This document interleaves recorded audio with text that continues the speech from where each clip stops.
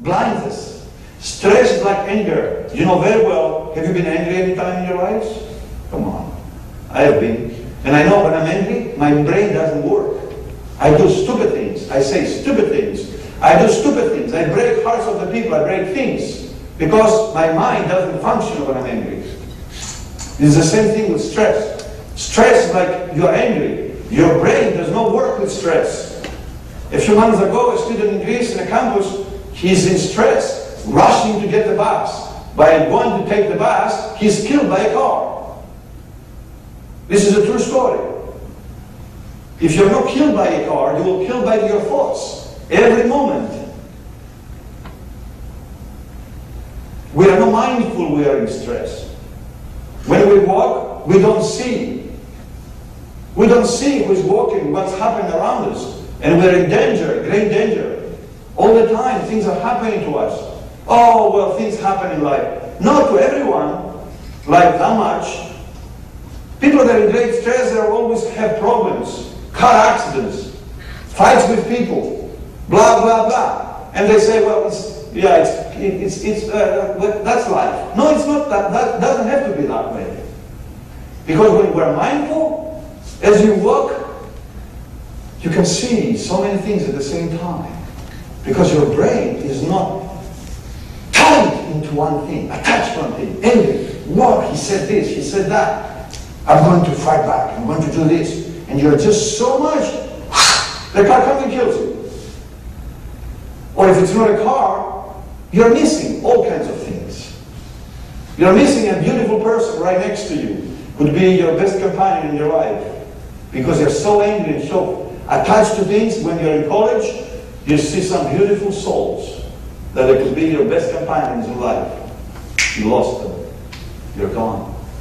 Why? You didn't see them. Why you didn't see them? Because you were blind. Why you were blind? Because you were stressful, like angry men. And these beautiful people were next to you, and you didn't see them. You probably called them stupid, because they were very humble. You probably called them mentally retarded, idiots, because they were humble people. And if you had made company with them, they would be your best companions all your life.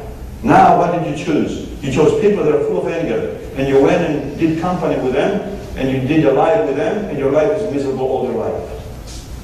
That's what's happening. So, the reason you're here tonight, or if you're listening to the video, is because your grandparents, or parents, or people in general that they loved you. There were people that were praying to the Great Spirit for you, to be able to come tonight here and listen. There were people that they care for you. It's not by accident that you're here. Nothing is happening by accident. There is always a cause, a reason. And people that are in the mental state to be able to hear these words, and include myself, to be able to be here to tell you these things is because I had a grandmother who was, every time she would go and do farm work, I was with her. She would raise her eyes to the sky and say, thank God, we are here tonight, today. Every time she would go away, when the sun would fall down, she would say thanks again. Very simple lady. Not educated at all. Not even elementary school. She couldn't even put her signature. But you could see her so energetic, so helping other people. I go to the village and everybody brings me gifts. Why? Because she was doing it to them when she was alive. They tried to take her back by giving them to me. So I go there, someone will bring me a rabbit, someone a chicken. I says, you guys, I don't know how to kill these things. I don't really want to kill them. And, as gifts, meal, here, there, fruits. Why do they do that? They do not know me. Because my mother, my grandmother was very gracious. She was very generous. And she was praying for me. She was always wishing the best for me. Both my grandparents. Andreas, my blessing, always. You must have these kind of things, people behind you in your lives, to be able to hear these things tonight here.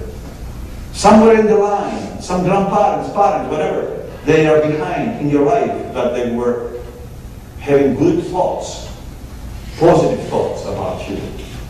They are thinking about you.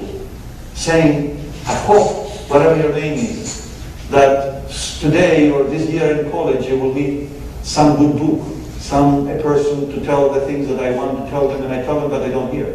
They don't listen. And they ask the Great Spirit, please help my grandson, my granddaughter. Please help my dad, my son, and my daughter. This cry to the Great Spirit. There is another world behind this physical realm. More real than this physical realm. It's not just what we see. It's more real, that which we do not see. And it's much more than what we do not know. We think we know. We know almost nothing. It's so infinite, so beautiful. We lose this beauty when we're attached to things and to ideas and to people. When we stop being attached to anything, we are without chains. We fly. And we reach beautiful heights. And see, try what I told you today. Don't doubt. Don't think and say, you know, my family is not like yours. Or you think my family was always, my parents always, no fights or arguments. I come from a family just like yours. Father was a shoemaker. My mother was cleaning houses. Poor people. Doesn't matter. They are rich or poor people. Doesn't matter where you come from. It matters that you are and you have a choice. You are. Is not right? You're here. You're listening. You exist. You are. And you have a choice. You have a will. It's your choice. You can practice these things we discussed today here. Or you can ignore them. And say, well, I think he's speaking good stuff, but it's impossible. No, it's not. I tell you, it's not impossible. It is very possible. It is absolutely possible. And I didn't say that because I read it in a book. I see it every day in my life. And because I know I'm just like you, you can do it even better than me. Because you hear it at your age. I wish I had someone to tell me these things at your age. Maybe they did, but I didn't listen. I don't know. But I don't think so. I don't really remember. So now you're more lucky than me. You are more lucky than me because today, 2010, December 3, whatever it's today. What's today? December 3? December 2nd. December 2, 2010. You're here listening to these things at the age that you are, between 18 to 23, 25, whatever. I didn't have that chance when I was young. I had to discover a lot of things and get into troubles many times and have great pains. But here you tonight, for the reason I told you, not only of your abilities and decisions, because other people are behind you thinking good about you, positive. They want your good. That's why you're here. And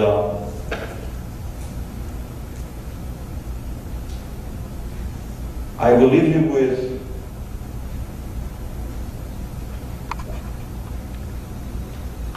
the good spirit, the positive spirit being in you and follow you. And I know it will. If you're here tonight and you still are here after 2 hours talking, it means that the great power is touching you.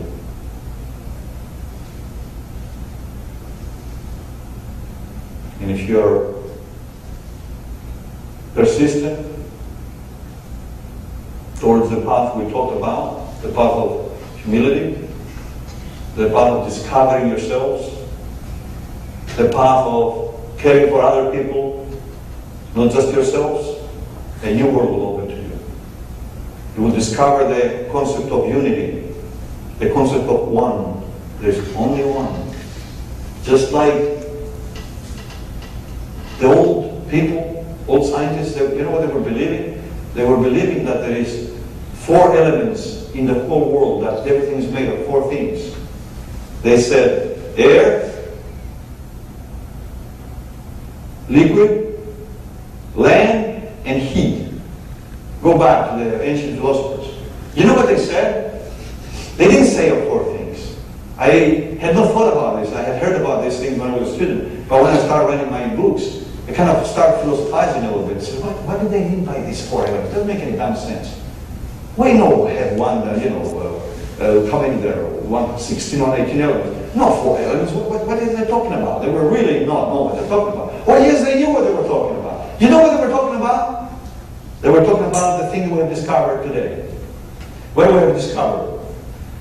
Einstein proved EMC squared, right? E is equal to mc squared. Einstein proved that matter is a form of energy. That basically everything is energy. The whole universe is made of one thing, energy. Right? Never born, never dies, never be created, never be destroyed. As science, that's what we say. Energy can never be created, can never be destroyed. Then you have the Department of Religion or Philosophy, and they say, no, 7 days, blah, blah, blah. I'm looking at these people and I'm really wondering why in the world they're fighting. It doesn't matter how the story you say. The matter is, you do not know, and nobody knows why and how. Tell me, anybody knows why and how? No, we don't. So why are we fighting? This way or that way? The matter is, even as a scientist we prove there is one thing, we call it energy. Some other people call it something else. Never was born, never dies. Never was created, never will be destroyed. Scientists and theologians and philosophical schools talk about the same thing and they're fighting. Look, ancients, what did they say? The same thing. But you said 4 elements. No, they said the same thing. What do they mean by air, land, and liquid? Water, soil, and air. It's amazing. One day I thought about it. It's the 3 physical states of matter. Solid, liquid, and gas. It's the 3 physical states of matter. So they say everything is made up of matter. And what do they say? Heat. Well, that's energy. So they were saying to us, everything is made by matter and energy. And now we know energy and matter is one thing. Well, they were saying the same thing. They were saying that the whole thing is made up of one thing. Forget the words. That's what they were saying. So you see, it doesn't matter. You have instruments, multi-million instruments. You have no instruments. You have 5,000 years ago. The truth is, by thinking, because the Great Spirit gave us a brain to think, they came up with the same conclusion. Same conclusion. So it doesn't matter where you come from. It doesn't matter what your family is all about. It doesn't matter what your background, what culture you have, what language you speak, what color you have, what eyes you have, how high or tall or fat or thin you are. It doesn't matter. What does it matter? What you are and that you have a choice. That's what it matters. And people, that they wrote these beautiful thoughts, the great sages of the world, where did they get it from?